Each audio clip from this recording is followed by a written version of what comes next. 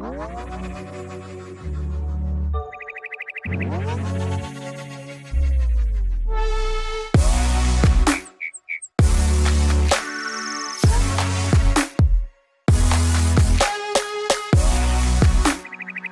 to the show, everyone. I'm super excited to welcome back to the show Bryan from PIVX. You may know him as Snappy. Bryan, welcome back. Hey, Crypto Lark, thanks so much. And on behalf of PIVX, thanks for having us on. Yeah, absolutely. I'm always happy to have PIVX on. You guys are always pushing the boundaries in terms of tech, and we covered a lot here on the show. And so today I wanted to start off with some of the really cool tech you guys have been doing recently. So I want to know first, what has the community feedback on Z PIV? Just give a quick rundown of what Z PIV is in case anyone hasn't heard about it, and then what's the community feedback been on it? Yep. So Z PIV is our zero coin protocol PIV. So that is what you could consider the private coin of PIVX. So PIVX, for those who are either new to your show, which awesome job on finding the Crypto Lark. Highly recommend continuing to stay up to date. PIVX stands for Private Instant Verified Transaction.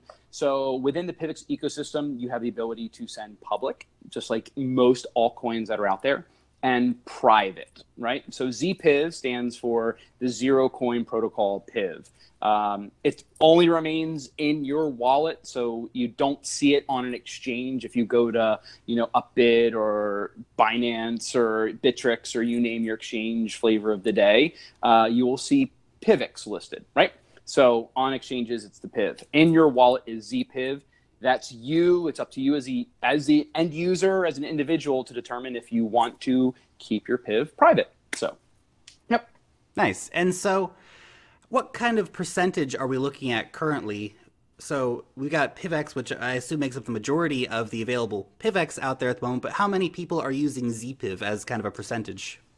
Yeah, so we don't know how many people. That's hard to quantify, again, because it's private. Yeah, so yeah. It's hard to trace down how many. But in terms of the network, so there's 54 million coins that have ever been created or emitted, or whatever your term you want to use, since the genesis of what is PIVX. I think we're at 11 to 14% of the total supply is actually private or in Z PIV, right? So, what would that be? 10% of the network, 6 million, 7 million PIV are private, compared to, you can do the comparisons to other coins and how many that they have in their supply that are private or available for pulling from the private pool. PIVX is actually super big in terms of that population. Its network that much being private. So remember with that as well. So let's say 7 million PIV are private.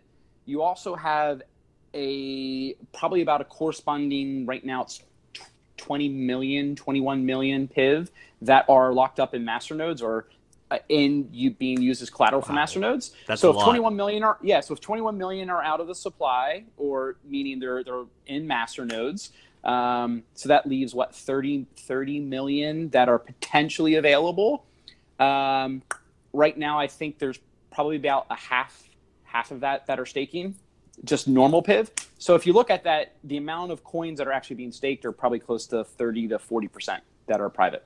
So it's actually it's an incredible figure for privacy coins and also for PIVX in general to say, yeah, this was launched, the staking part of it, which we'll get into. But Z PIV was launched in November, so the first zero coin proof of stake coin. And since then, now about 10-11% of the total supply of PIVX is private. That's pretty cool.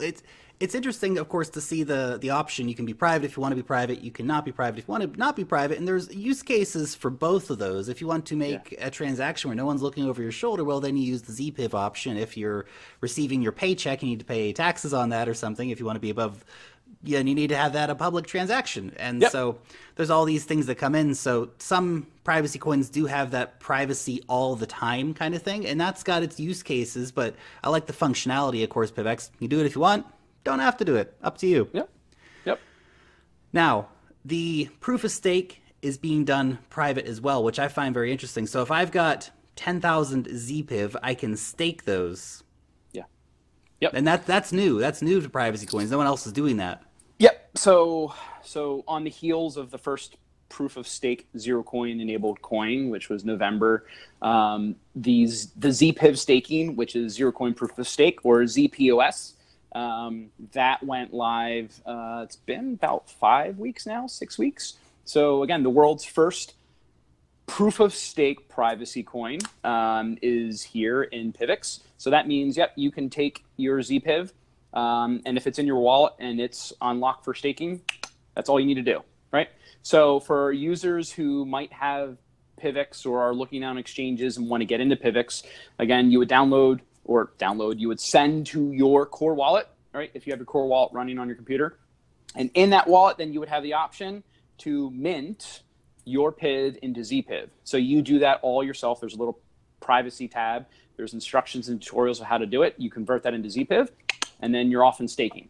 So that's huge too. So if you think about that for an end user, what does that mean? It means you can take any amount of funds, or we'll say wealth, that you want. You can put that into Z PIV inside your core wallet. Again, now nobody in the network besides yourself knows how much you have. That's you. That's basically like your own little bank in your basement that only you know exists there. That's you. Oh, and by the way, you're going to be earning anywhere from 6 to 10% in PIV a year on that. And again, I'm not a financial advisor. This is not a recommendation to get involved in pivots. Outside of that, it's not financial advice. However, as a human being, I would say take a look at it. So, but yeah, this is the thing is that your safe full of dollars buried in your basement and in your backyard. When you go back and you put $10,000, you go back, there's still $10,000, or it's gone. The dogs dug it up and taken it away. Yep. But with PIVX, you go back like, oh, there's 6% more in here. $1,000 in there. Yeah, exactly. That's it. And only you knew it existed, and only you knew how much you're earning. So that's huge for those who are interested in privacy and interested in financial privacy. And there's a lot of reasons we could talk about, which, you know, people are discussing on chats and forums and Reddit. That's a huge thing, to be able to have, you know, a kernel of funds that's private, that's also earning rewards. Yeah, it's like, it's pretty cool because you could never get that with a bank account. I mean, banks don't give like 0.01% or something like this. It's just a ridiculously you're losing low. More to inflation. Yeah, that's right. Yep. That's right. Whereas with PIVX, of course, we talked about this in our last interview, but actually you guys burn the fees. So if we see a big network effect happening for PIVX in the future, it may actually end up being a deflationary currency in the long run. But that's the topic for another day. I want to talk about the Z DEX. What's going on with the Z DEX? When are we going to see it? I wish I could tell you. There's the rumor mill flying around by the end of June. That's not an official statement. It's just, you know, what I've heard in back channels and chat rooms. I know they've been working on it. So as soon as I know anything, I'll of course let you know. And any of the updates and white papers on that. But yeah, so Z DEX, for those who don't know, will be a decentralized in-wallet exchange. Right. So within PIVX, again, so now you have a private proof of stake coin you're earning rewards on. Oh, and by the way, you have a decentralized exchange. So the first step will be it'll be a Bitcoin to Z PIV swap. So you'll be able to basically enter Bitcoin into your core wallet and back out Z PIV. So you can think of all the use cases that you could ever want to think about with that. And why institutions or banks, or I'm saying banks, individuals, companies might want to use that, right? So especially if you don't need your funds right away, you can now stake it privately. Nobody knows on the network how much you have except for you, and you're earning rewards on it until you need to use it. So that's huge. There's talks about opening that up to other cryptocurrencies. For right now, it'll be Bitcoin to Z PIV. But again, that's another huge milestone for privacy coins, and let alone for PIVX. So, you know, going back to what you just said, the developers, I really don't know what they feed those guys or gals, because there's very little ground underneath their feet that they don't touch. They just keep moving. It's incredible. So it's actually, the Z DEX is really exciting.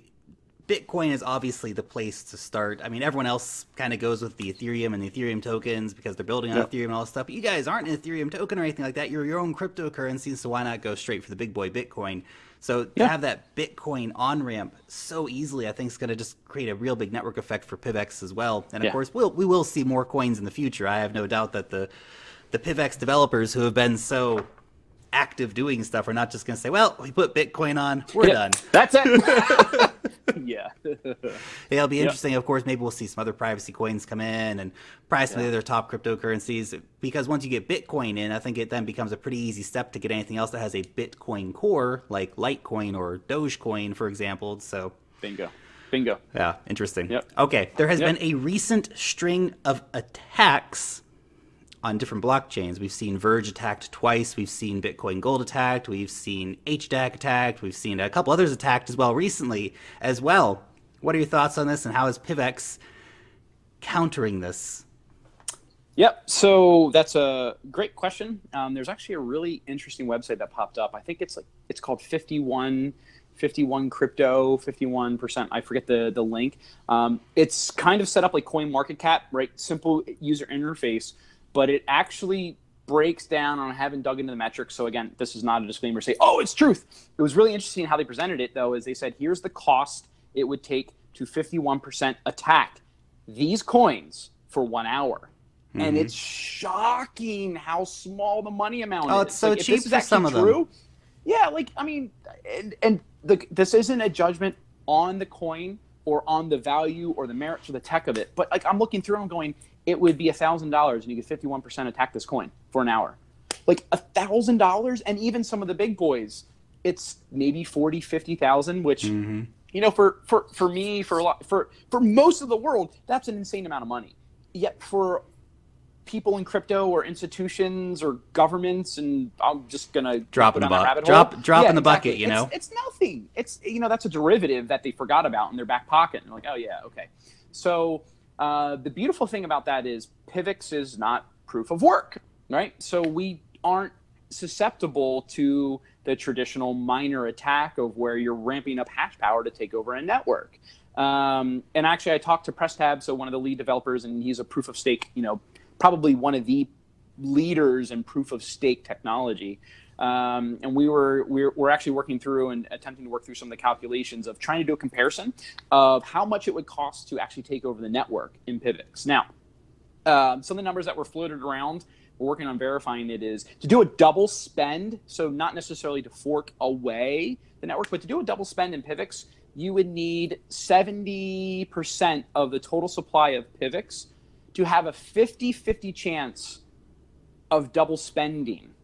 Okay, and that means for one block, and then you would have to confirm that 100 times in a row. Now, also remember, in order to do that, then you also have to have the right validator for the masternode during that time too. So if you think about holding 70% of the PIVX network, which means, you know, you're holding what, 35 million, 38 million PIVX times whatever the value is right now for. You're looking at $250 million, you know.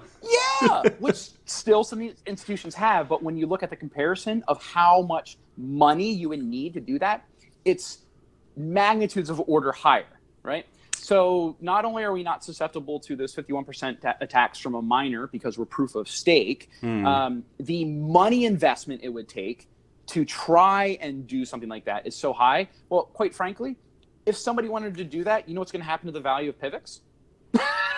Right? Like, not only is there not that amount of PIVX in supply on markets right now, but hypothetically, if it was, then the value of PIVX would shoot to the roof. And I think a lot of PIVX holders at that point would be like, all right, go for it, dude. So, or gal. I'm not. Yeah, that's like, hey, ladies can do malicious attacks on blockchains too. Why not? Yep. So there's also, and I can send you the link after, there's some really good, Prestab's written up a couple nice articles. I can drop the links for you about some of the, and I'll say attacks, but some of the arguments against proof of stake and potential, you know, what they say are flaws. And he does some nice outlines to say, here's why, you know, proof of stake is as secure, if not more secure than proof of work algorithms. Yeah, proof of stake has generally proven itself to be quite secure. And the thing is, Bitcoin proof of work is secure simply because the network is so huge and there are so many people contributing to that network. Even when we start going down a few tiers to some of the other coins, you realize that some of these massive Chinese mining pools, for example, they actually have the power and the sway to potentially do these attacks on the networks. And when you start getting down to, you know, 30 position 30, 40 on coin market cap, they simply don't have the network effect to have that security to really defend against somebody coming in and saying, hey, I've got a warehouse full of 10,000 GPUs. I'm going to attack the heck out of this blockchain. And people do that. People do that. And there was this cycles around specifically for privacy coins. There was a great matrix. It's called the privacy matrix, privacy coin matrix. I don't know if you saw it. It was actually, I'll send you the link. I blanked on it. It was actually initiated and started by a PIVX community member, Turtleflax. He's one of the Reddit mods, and just a great community member as well.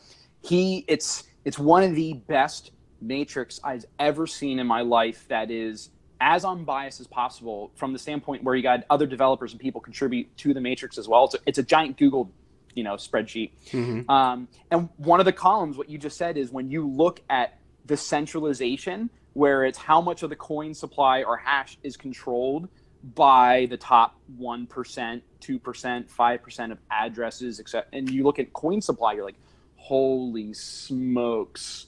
This is centralized from the coin supply. And then when you look at the mining power as well, you're like, oh man, yep. Which of course, that this is a, you know, a public announcement for your viewers. There's marketing, which of course, like anybody who's in a crypto project is somewhat of a marketer, talking about the project itself. You know, I could consider it a marketer as well. Dig below. Right, you hear the, you know, what's on Twitter and Reddit, etc. Dig below, find various resources, listen to your podcast, listen to other podcasts and YouTubers. Dig, because look, and I'll go on the record. People who are in marketing and who are the faces of coins are going to talk about the positives of the coin. Why? Because they want to paint the best face in the world. But there's truths to every coin, right? There's the things that aren't so nice, or whatever you want to label them, of every project. Why? Because we're all people, right? So there's going to be facets that aren't as beautiful, and et cetera. And it's hard to find that dirt sometimes too. It can take a lot of digging. Yeah. I mean, you know, like PIVX is in a beautiful spot, and I'll say that way, and that's my marketing spin. There's internal communications going on of, hey, where do we take this, right? From a brand directive, from a marketing directive. And when you look at it, it's humans trying to communicate of their opinions and their views, right? So the thing that I love, this is me going on record to say, is the tech in PIVX is incredible. Personally, it's unrivaled of what's being developed. And then you're looking at, okay, so how do we best talk about this? So that's where a lot of the conversations from the community are coming up of, hey, how do we get the word out? How do we do this better? How do we, you know, get more splash, et cetera? And, you know, that causes its own sets of pains and et cetera. But that's growth. So, yeah, that's it. That's interesting. Yeah, there's so many different things, and I like to go back to, I guess, the proof of stake tech just a little bit. When you look at like what's happened with Monero, where Monero has kind of become the browser piracy coin, essentially. Everyone's browser seems to be mining Monero. Everyone's websites seem to be mining Monero these days, and that's not necessarily the reputation you want to have for your coin. And of course, when we see all the ASICs being developed, and then we had the report from SIA about all the secret ASIC farms that happen before anyone even knows there's ASICs for these coins and all this dirty deal. It just doesn't happen with proof of stake. Of course, you can have one person having a huge percentage of the stakes in the masternodes, but that's a more fair process anyway. I want to switch over to the recent move by some exchanges to delist privacy coins. This hasn't happened to PIVX specifically yet, but what are your thoughts on that, and how are you as a community preparing for the eventuality that there may be a backlash by exchanges against privacy coins like PIVX? Yeah, I think we talked about this, I think, a little bit, possibly in our past interview. So we are working with exchanges, right? So some of the exchanges have sent out letters asking about, especially from a security standpoint, to say, hey, we need letters. And so we have our business developer and legal actually engaged working with exchanges to communicate through. Another layer beyond that is we do have the public send option, right? So that privacy by default, I think it's the term that's used. We do have a public send option. So of course that's like another tier stopgap. In terms of use and usability, of course, as privacy-centric people, we don't want to hang our laurels on that and say, well, worst comes to worst, we'll just be like every other altcoin and do public sends, right? So that does help from an exchange perspective. The other is talking about human rights, right, and human individual liberties and freedoms. Some people don't care; they're just in it for profits. I think there's also a growing movement of individuals who are realizing, wait a second, Facebook, basically selling my mother's best friend's data to XYZ, all the hacks and all of the breaches of information, like your privacy matters. And I think the younger generations especially are going, like our generation and below, saying, no, this actually does matter. This is something maybe we need to step up against and think outside the box and push back a little bit. So it's sort of you can hang there. And the fact that what you're starting to see emerging, and there was a couple polls that came out about it, is some of the biggest exciting aspects of 2018 are privacy coins and decentralized exchanges, right? So you have this interesting merge of, you've got more regulations and exchanges cracking down because you can follow the threads of, oh wait, they're being controlled by a bank, or their parent company is owned by a bank or a financial institution, so they're putting the threads in to say, no, you got to crack down on it, which of course then begs, is it the wrong thing being done righter because it's now just part of the banking ecosystem? I'll leave that aside. We need bridges. So what you're seeing emerge is the decentralized exchanges, right? So why PIVX is having a DEX or a Z DEX in wallet, because now you can do peer-to-peer exchanges, right? It's up to you as an individual to vet somebody, to talk to them, et cetera, et cetera. We've handed off that responsibility to a third party. Take it back yourself if you so want. So I think you're going to see this potential interesting time of crackdown on privacy coins as the emergence of these Z DEXs explode, and this new wave of peer-to-peer commerce, right? And peer-to-peer lending and business and transactions. So that's why PIVX is building a Z DEX. That's why it's underway in wallet. And then also, strategically having conversations with other projects and affiliations to say, yep, how do we build this ecosystem to sustain itself? So, yep. Nice. Obviously, the Z DEX is going to be a powerful feature of PIVX when it gets going, but let's just throw a theoretical out here. All centralized exchanges ban all privacy coins. Let's just take the apocalyptic situation. Currently, PIVX, are you guys even listed on any decentralized exchanges? Because I know that decentralized exchanges in general focus on like Ethereum-based tokens because it's just super easy for them to do, and they're not incorporating a lot of different blockchains. Yeah, so I forget which ones we are on. I know we are on a few. I know we're also on OpenBazaar, so another peer-to-peer platform. You can actually obtain PIVX that way. Of course, it's a little, I haven't done it myself, so I don't know the process of it. I don't know how it's set up, but I do know that we are on OpenBazaar as well, so you can obtain your PIV that way as well. So there is that, like, we do have the atomic bomb worst case scenario, all the centralized exchanges shut down and say privacy coins are out.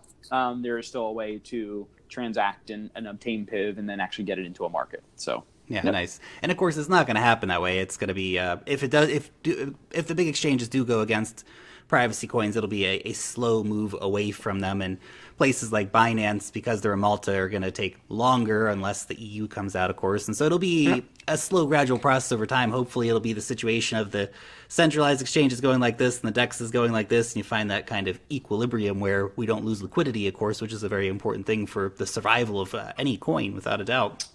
Yeah. The other thing I'll throw in is there's a couple of people within the PIVX community that are working on some documents. And I've also seen some popping up that aren't PIVX specific, but talking about privacy and why it matters and what it is. And it's not just privacy to keep big banks and governments from prying on your financial transactions, so you can, hide your funds or whatever else, you want to be, however you want to spin it. It's also a means to ensure your security, right? And so that like all your financial data isn't just sitting out there, and then the person who walks by goes, "Oh, you're one of those early crypto dudes. Guess what? I'm coming into your house." And which, I have a friend who I got to follow up with, but he was robbed.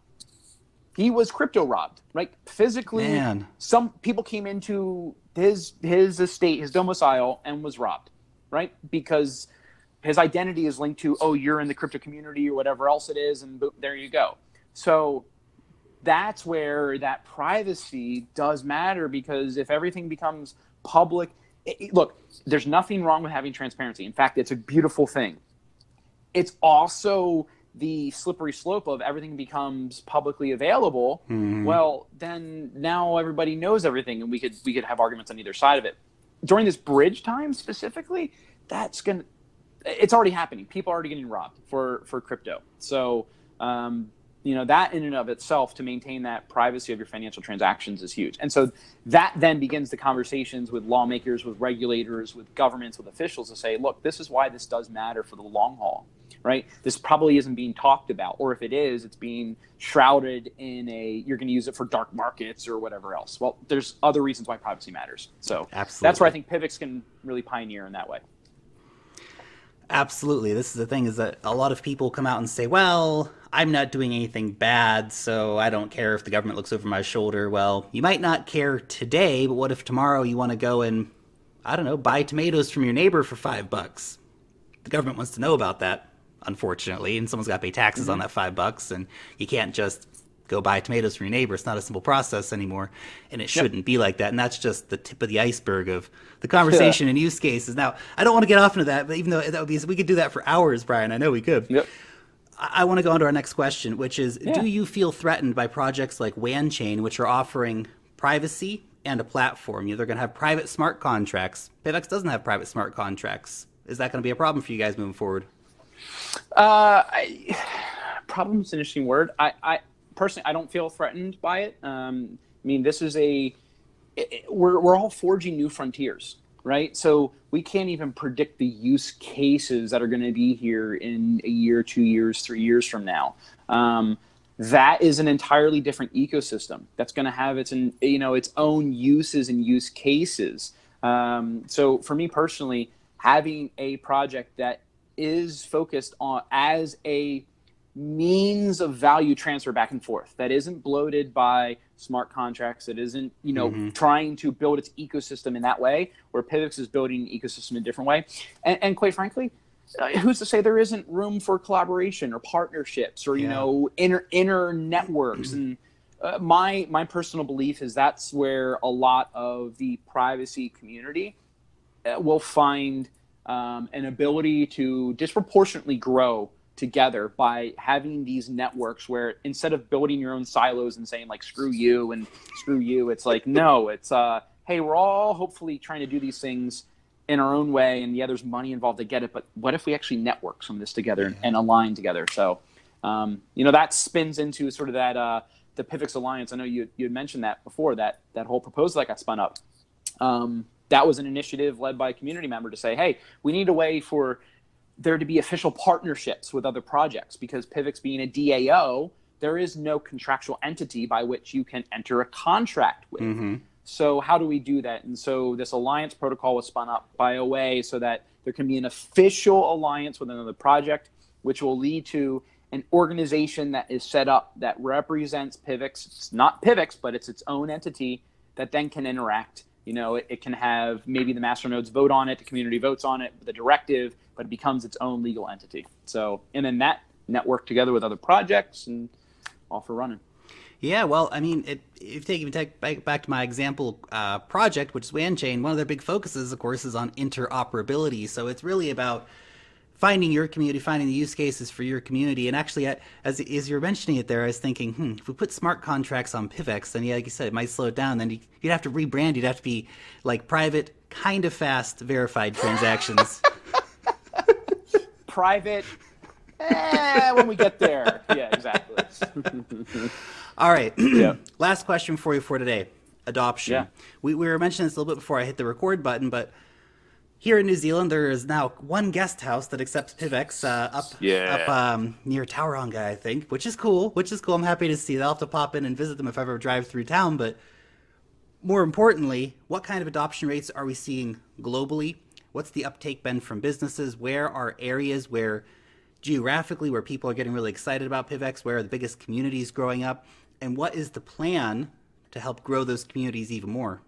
Yeah. So PIVX Places, I think it's pivxplaces.com. You can go and see the list of all the either brick and mortar or vendors or online retailers that accept PIVX. I forgot what the count is. I think there might be 80 plus now that are globally dispersed. There's two big pockets, really. The first is in South Africa. There's an incredible Pivian, Jeffrey, who's been leading the initiative down there. A lot of merchants are coming out of there. So if you happen to be in South Africa, take a look. The other's in Cancun. So there's actually quite a few places, hotels, restaurants, vendors, merchants in Cancun that accept PIVX now. So those are the two big geographical hotspots that are really pro PIVX and purple. So from a merchant adoption standpoint,